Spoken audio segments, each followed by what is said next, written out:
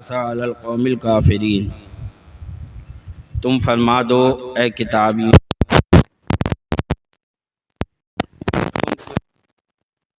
جب نہ قائم کرو توریت اور انجیل اور جو کچھ تمہاری طرف تمہارے، اور بے شک اے محبوب وہ جو تمہاری طرف تمہارے رب کے پاس سے اترا، اس سے ان میں بہتوں کو شرارت اور کفر کی ترقی ہوگی۔ تم کافروں کا کچھ غم نہ کھاؤ۔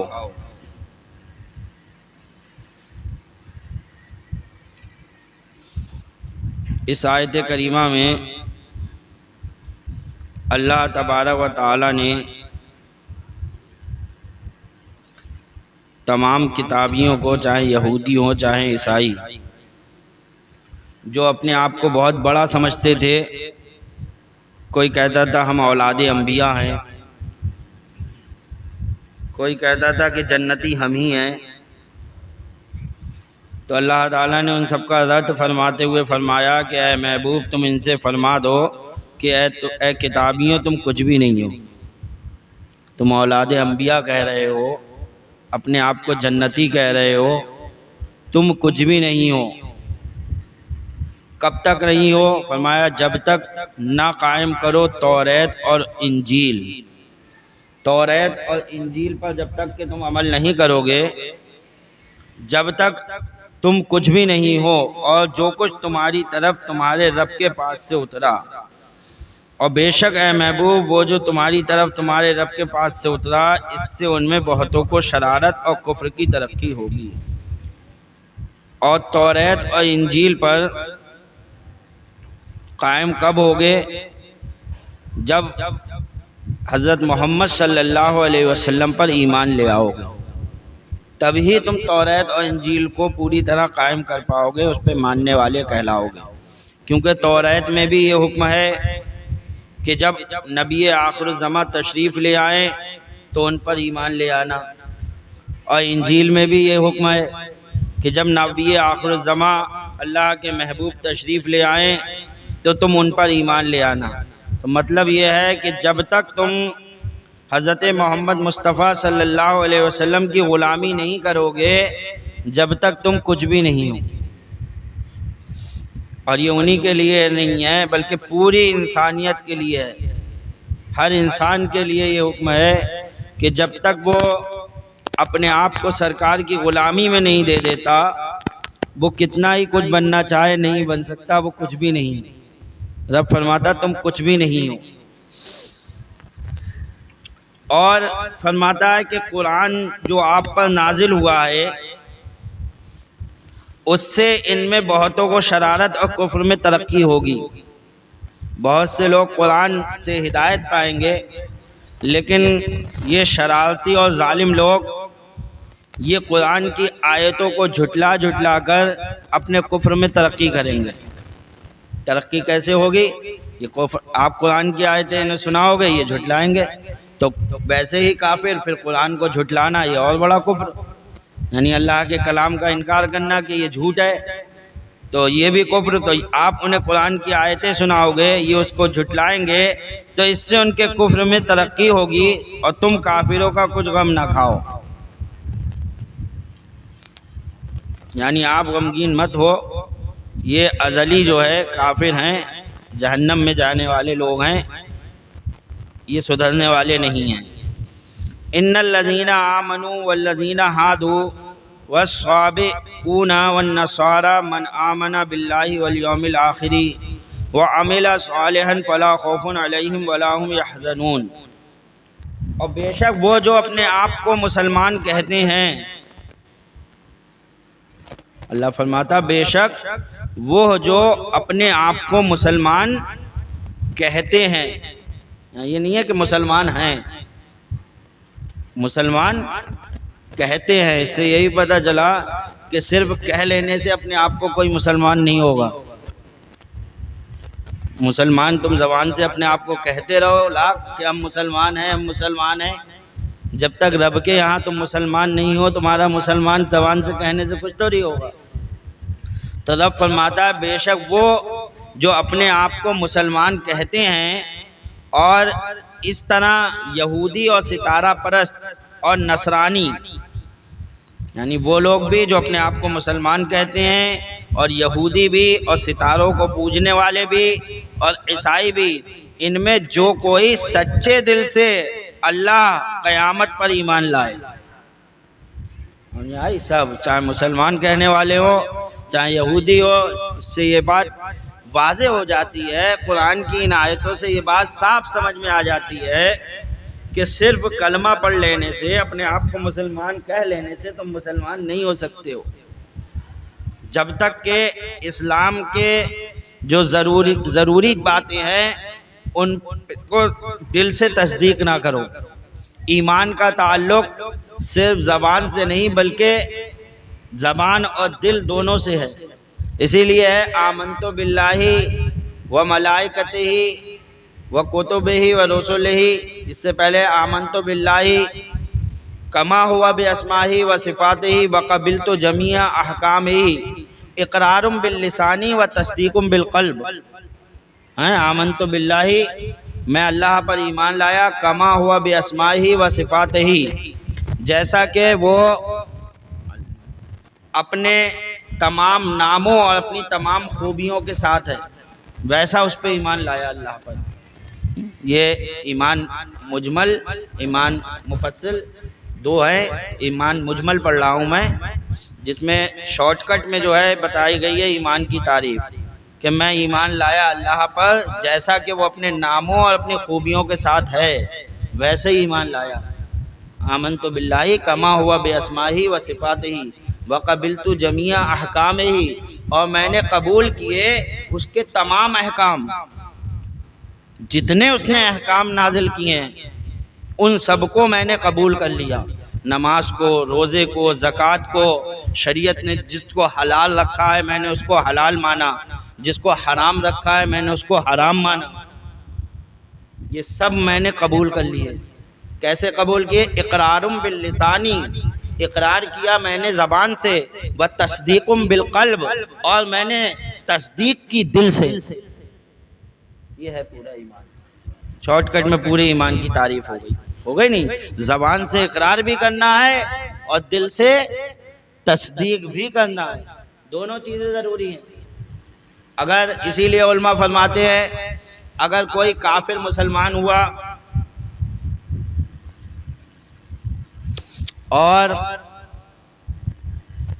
اس کو زبان سے اقرار کا موقع نہیں ملا، اتنا وقت نہیں تھا، یا تو ڈر کی وجہ سے اس کو اپنے ماں باپ یا رشتہ داروں سے خوف تھا کہ یہ لوگ مجھے قتل کر ڈالیں گے، تو وہ دل سے تصدیق کر لی، زبان سے اقرار نہیں کیا، تو وہ دنیا میں تو اس کے ساتھ معاملہ کفر کا ہوگا، دنیا میں اس کے ساتھ معاملہ کفر کا ہوگا، یعنی ہم سب اسے کافر ہی جانیں گے، اس کو جیسے جلایا جاتا تھا ویسے ہی جلایا جائے گا، سب کچھ کیا جائے گا۔ بھائی جو جب اقرار باللسان نہیں ہوا تو ہمیں کیا پتہ مومن ہوا یا نہیں ہوا؟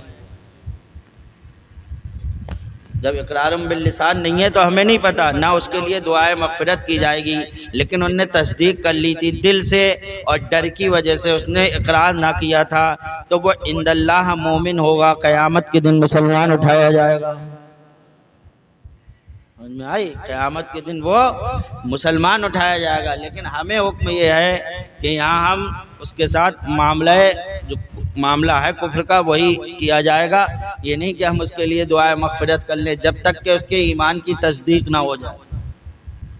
ایسے ہی کوئی مسلمان ہے اور اس نے کوئی کلمہ کفر بک دیا اور کسی کو پتہ نہیں چلا، اکیلے میں بک دیا یا کچھ بھی، پھر وہ مر گیا، تو وہ دنیا میں تو وہ مومن ہے، ہم اس کے ساتھ نیاز و فاتحہ سب کریں گے، جنازے کی نماز پڑھائیں گے، اس کو مسلمانوں کے قبرستان میں دفن کریں گے، سب کچھ اس کے ساتھ کیا جائے گا، کیونکہ ہمیں کیا معلوم اس نے کفر بک دیا، سب کام ہم اس کے ساتھ ایمان والوں کے ساتھ جو کیے جاتے ہیں وہ کریں گے، لیکن علماء فرماتے ہیں قیامت کے دن وہ عند اللہ کافروں میں اٹھایا جائے گا۔ زبان سے کفر بک دیا تھا اس نے، سمجھ میں آئی بات؟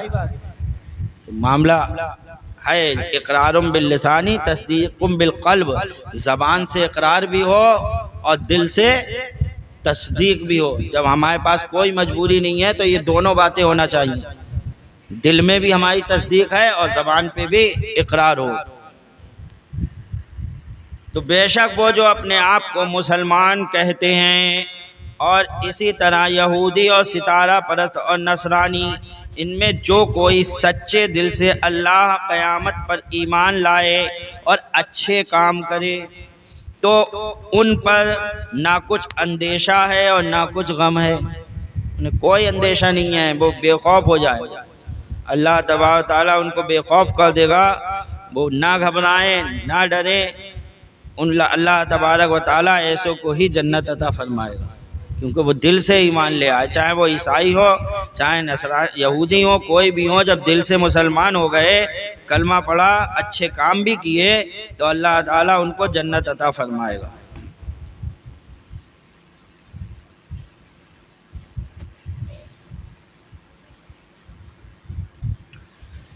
لقد اخذنا میثاق بنی اسرائیل وارسلنا الیہم رسلا کلما جاءہم رسول بما لا تہوی انفسہم فریقا کذبوا وفریقا یقتلون وحسبوا الا تکون فتنة فعموا وصموا ثم تاب اللہ علیہم ثم عموا وصموا کثیر منہم واللہ بصیر بما یعملون۔ بے شک ہم نے بنی اسرائیل سے عہد لیا اور ان کی طرف رسول بھیجے، جب کبھی ان کے پاس کوئی رسول وہ بات لے کر آیا جو ان کے نفس کی خواہش نہ تھی، ایک گروہ کو جھٹلایا اور ایک گروہ کو قتل کرتے ہیں۔ اللہ یہودیوں کے کچھ عیب کھول رہا ہے، جو ان کے عیب چھپے ہوئے تھے، یہ عیب ان کے کسی کو پتہ نہیں تھے، لیکن اللہ تعالیٰ نے ان کے یہ عیب کھول دیے۔ اللہ تعالیٰ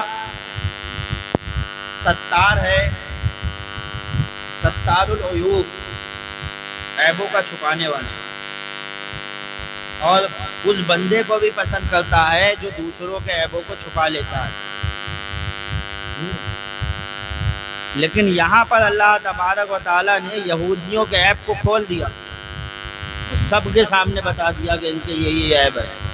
جو ستار العیوب ہے، جو عیبوں کو چھپانے والا ہے، وہ عیبوں کو کھول رہا ہے۔ کیوں؟ کون سے ایسی بات ہو گئی کہ ان کے عیب کھولے جا رہے ہیں؟ ذرا غور کرنے کا مقام ہے اور توجہ کی بات ہے۔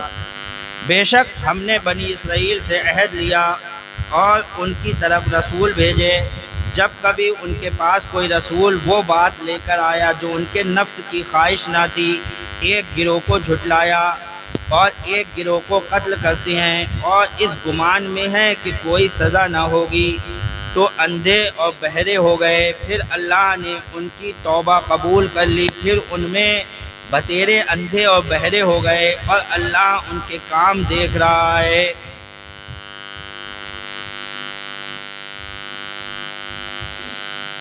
یہود کا دستور تھا کہ ہمیشہ اپنے فضائل و کمالات کا ڈھنڈورا پیٹتے رہتے تھے کہ ہم اولاد انبیاء، ہم توریت کے عالم، ہم مقدس لوگ ہیں، ہم ویسے، اور حضور صلی اللہ علیہ وسلم کی شان گھٹانے کی کوشش کرتے رہتے تھے، نبی کی شان گھٹاتے تھے، نبی کو برا بھلا کہتے تھے، نبی کی شان میں توہین کرتے تھے۔ رب تعالیٰ نے اپنے محبوب صلی اللہ علیہ وسلم کا بدلہ لیتے ہوئے یہ کیا۔ سمجھ میں آئی بات؟ سرکار کی شان گھٹا رہے تھے، سرکار کی توہین کر رہے تھے، رب تبارک و تعالیٰ کی رحمت اللہ تبارک و تعالیٰ کے قہر میں آ گیا، اپنے محبوب کی گستاخی رب کو گوارا نہ ہوئی۔ جو ستار العیوب ہے، جو عیبوں کا چھپانے والا ہے، جب محبوب کی شان میں گستاخی ہوئی تو اللہ تعالیٰ نے ان کے عیبوں کو کھول دیا کہ میرے محبوب کو شان گھٹاتے ہو، تم میں دیکھو کیا کیا کمیاں ہیں، تم نے کیا کیا کیا ہے۔ اس سے یہ بھی پتہ چلا کہ جو نبی کو برا کہے، اس کو برا کہنا یہ اللہ کا طریقہ ہے، یہ ہمارے پروردگار کا طریقہ ہے، یہ اللہ کا طریقہ ہے۔ جو نبی کی شان گھٹائے، جو نبیوں کو برا کہے، ان کو برا کہو، تو یہ اللہ کے طریقے پہ ہوں لوگ، سمجھ میں آئی؟ ان کو برا کہنا چاہیے۔ اللہ تبارک و تعالی جو ستار العیوب ہے، ان کے عیبوں کو بیان کر دو، جو نبی کو جو ہے عیب لگائے، ان کے عیبوں کو کھول دو کہ تمہارے کتنے عیب ہیں، تمہارے مولوی اور تمہارے جو ہے اشرف علی تھانوی اور قاسم نانوتوی نے کیا کیا کیا ہے، ان کے عیب دنیا کے سامنے بتا دو، جو نبی پر عیب لگا رہے ہیں۔ یہ کوئی بری بات نہیں ہے۔ اللہ تبارک و تعالی نے ایسا کیا، جس نے نبی پر عیب لگانے کی کوشش کی، اللہ نے اس کے عیبوں کو کھول دیا۔ تو میرے محبوب پر عیب لگا رہا، اللہ نے جن کو پاک پیدا کیا تو گھٹانے کی کوشش کرتے تھے۔ رب تعالیٰ نے اپنے محبوب صلی اللہ علیہ وسلم کا بدلہ لیتے ہوئے ان کے وہ چھپے ہوئے حالات بیان کیے جسے ان لوگوں نے دنیا سے چھپا دیا تھا، جس سے وہ ایسے بدنام ہوئے کہ یہ بدنامی کا داغ ان کے دھوئے نہیں دھل سکتا۔ نبیوں کا قتل کرنا چھپائے ہوئے تھے، پورے میں اللہ نے بتا دیا۔ یہ تو وہ لوگ ہیں جنہوں نے نبیوں کو شہید کر دیا۔ بولو، نبی کو شہید کرنا کتنی بڑی بات ہے۔ اللہ تعالیٰ نے فرمایا قیامت کے دن سب سے زیادہ عذاب ہوگا، سب سے زیادہ عذاب میں مبتلا ہوگا۔ انہی میں سے بتایا کہ جس کو کسی نبی نے قتل کیا ہو، یا جس نے کسی نبی کو شہید کیا، جس نے نبی نے کسی کو قتل کر دیا، اس پر بھی سب سے زیادہ عذاب ہوگا۔ نبی ہوتے ہیں، انہوں نے اگر کسی کو قتل کیا تو سوچو وہ کتنا برا آدمی ہوگا۔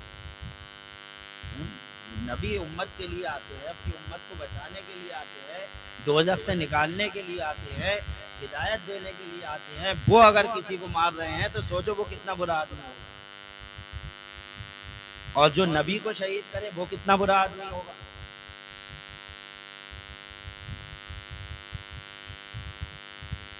تو اللہ تعالیٰ نے ان کے ان عیبوں کو کھول دیا۔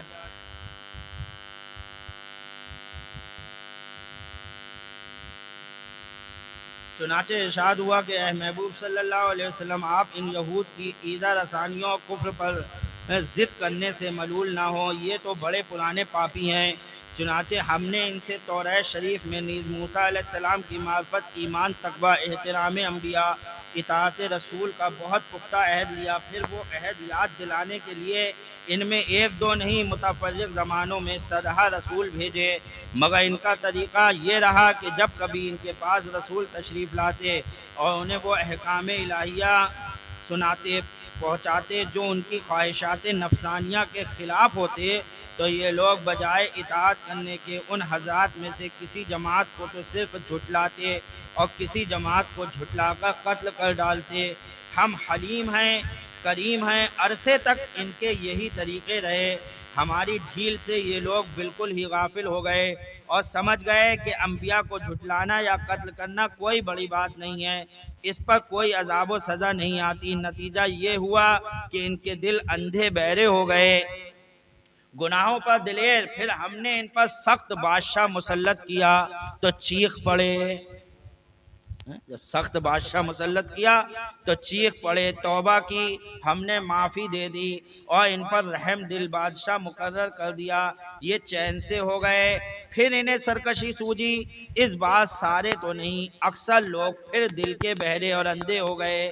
پہلی بار میں تو انہوں نے حضرت شعیب علیہ السلام کو قتل کیا تھا، اب کی بار میں حضرت زکریا، یحییٰ علیہ السلام کو قتل کیا۔ حضرت عیسیٰ علیہ السلام کی قتل کی پوری کوشش کی، آپ کو شہید کرنے کی تدبیریں کی۔ ہم ان سے بے خبر نہیں ہیں، جو کچھ یہ کرتے رہے ہیں یا کر رہے ہیں ہم سب دیکھ رہے ہیں، انہیں ایسی مار ماریں گے کہ یاد رکھیں گے۔ تو اللہ تبارک و تعالیٰ سے کچھ چھپا ہوا نہیں ہے۔ لقد کفر الذین قالوا ان اللہ هو المسیح ابن مریم وقال المسیح یا بنی اسرائیل اعبدوا اللہ ربی وربکم انہ من یشرک باللہ فقد حرم اللہ علیہ الجنۃ ومأواہ النار وما للظالمین من انصار۔ بے شک کافر ہیں وہ جو کہتے ہیں کہ اللہ وہ ہے، اللہ وہی مسیح ابن مریم کا بیٹا ہے۔ یہاں اللہ تبارک و تعالیٰ نے، عیسائیوں میں بہت فرقے ہیں، ان کے ایک فرقے کا جو یہ کہتا ہے کہ حضرت عیسیٰ علیہ السلام خدا ہیں، ان کا رد فرما دیا بالکل صاف طور پر۔ اللہ نے فرمایا بے شک کافر ہیں وہ جو کہتے ہیں کہ اللہ وہی مسیح ابن مریم کا بیٹا ہے، اور مسیح نے تو یہ کہا تھا کہ اے بنی اسرائیل اللہ کی بندگی کرو جو میرا رب اور تمہارا رب، جس کو تم خدا مان رہے ہو، جس کو خدا کہہ رہے ہو، وہ حضرت عیسیٰ علیہ السلام نے تو خود یہ کہا تھا کہ اللہ کی بندگی کرو جو میرا بھی رب ہے اور تمہارا بھی رب ہے، اور تم انہی کو خدا بنا بیٹھے۔ بے شک جو اللہ کا شریک ٹھہرائے تو اللہ نے اس پر جنت حرام کر دی ہے، جنت ان پر حرام کر دی ہے۔ یہ وہ بات ہے کہ روایتوں میں آیا ہے قیامت کے دن عیسائیوں کو بلایا جائے گا، اور عیسائی کہیں گے کہ عیسائیوں سے کہا جائے گا کہ تم نے عیسیٰ علیہ السلام کی پوجا کی، انہیں خدا مانا، سب اکٹھے کیے جائیں گے اور عیسیٰ علیہ السلام کو بلایا جائے گا، کہا جائے گا کیوں انہوں نے تمہاری عبادت کی؟ تو یہ وہ وقت ہوگا کہ عیسیٰ علیہ السلام کانپ اٹھیں گے اللہ کے قہر و غضب سے۔ کون؟ اللہ کے رسول کانپ اٹھیں گے یہ سن کے، جب رب فرمائے گا کیوں عیسیٰ انہوں نے تمہاری پوجا کی؟ تو عیسیٰ علیہ الصلوۃ والتسلیم کانپ جائیں گے، کہیں گے اے رب میں نے انہیں حکم نہیں دیا تھا، میں نے تو یہ کہا تھا کہ ایک اللہ کی عبادت کرو، جس کی میں عبادت کرتا ہوں اسی کی تم بندگی کرو۔ لیکن یہ جملہ دیکھو، رب جب پوچھے گا عیسیٰ علیہ السلام سے تو عیسیٰ علیہ السلام بھی کافر۔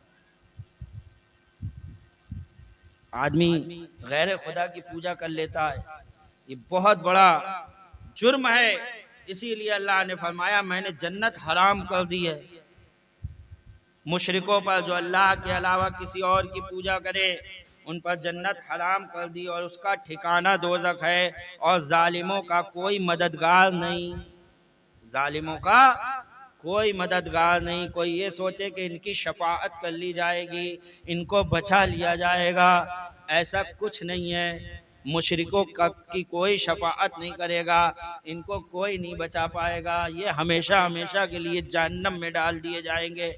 اللہ تعالیٰ نے واضح طور پر اس میں بتا دیا، عیسائیوں کو کھلا بتا دیا کہ اے عیسائیوں جو تم عیسیٰ علیہ السلام کو خدا مان رہے ہو، اس کی سزا صرف اور صرف جہنم کے علاوہ کچھ نہیں ہے۔ اگر مرنے سے پہلے توبہ نہ کی تو پھر بچانے والا کوئی نہیں۔